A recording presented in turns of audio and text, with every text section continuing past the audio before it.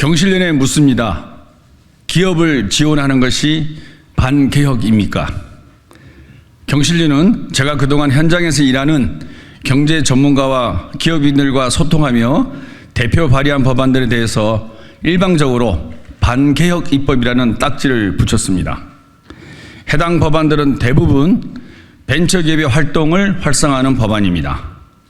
경실련은 벤처기업의 활성화에 대해서 반대하는 것입니까?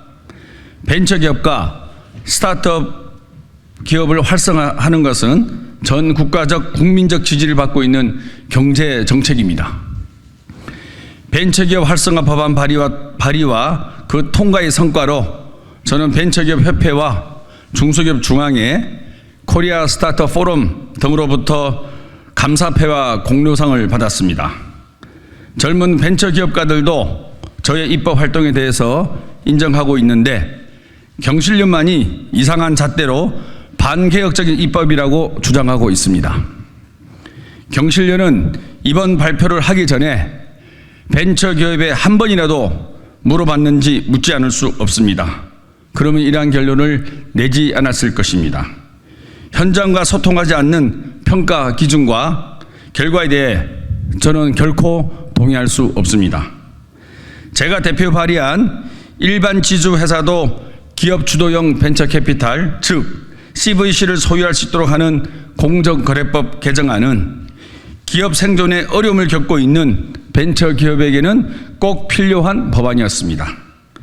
벤처기업이 자금 조달에 어려움을 겪다가 인수의 가능성을 넓히지 못하는 상황에 처했을 때 우수한 기술력을 넘기고 인수합병하는 길을 열어줄 수 있는 법안이 CVC 법안입니다.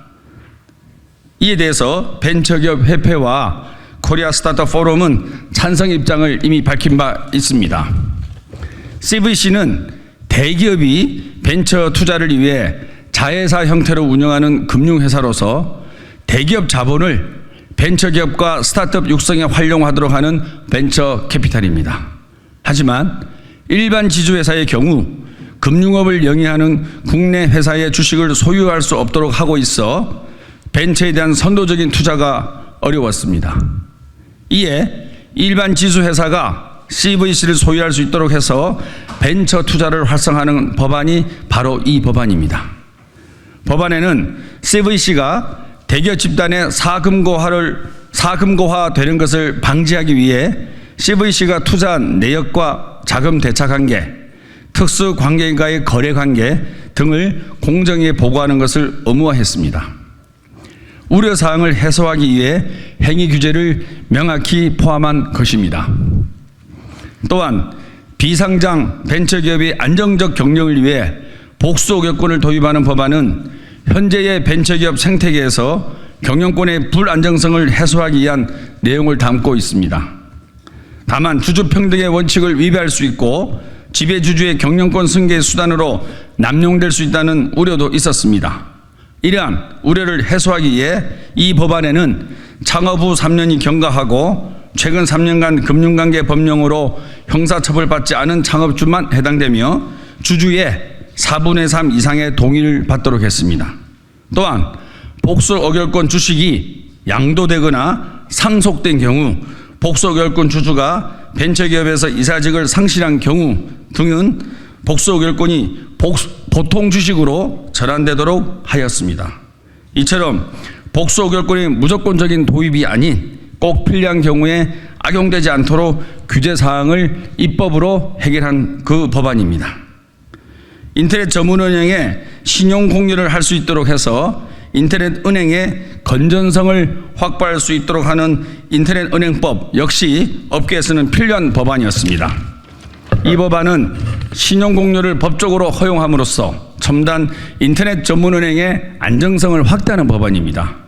환매조건부 채권매매, 지급준비금 예치, 국공채, 대기업 집단 소속 이외의 금융사 발행 채권 등 가능한 요건을 구체적으로 명시하였습니다. 이로써 국민들이 더 안전하게 인터넷 은행을 사용할 수 있게 되었습니다.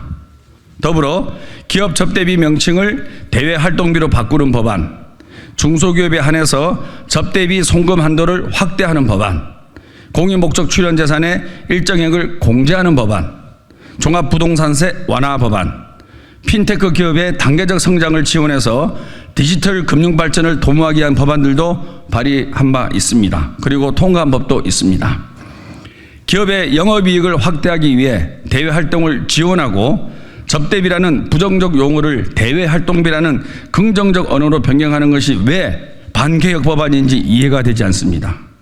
이 법안들은 벤처기업과 중소기업 활동을 활성화하고 국민들의 조세 저항을 낮추기 위한 내용을 담고 있는 법안입니다.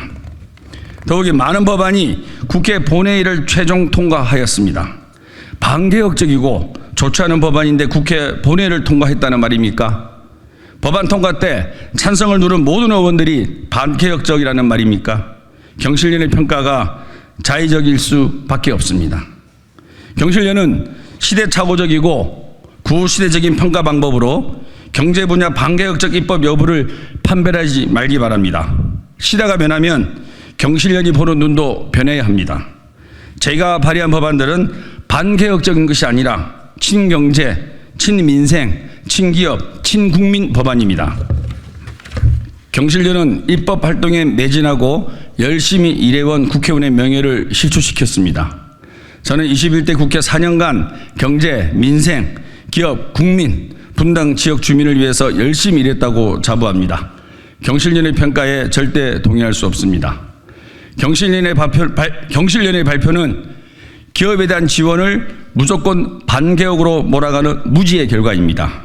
경실련은 기업에 대한 지원과 대주주의 일탈 행위를 구분하지 못하고 있습니다. 기업에 대한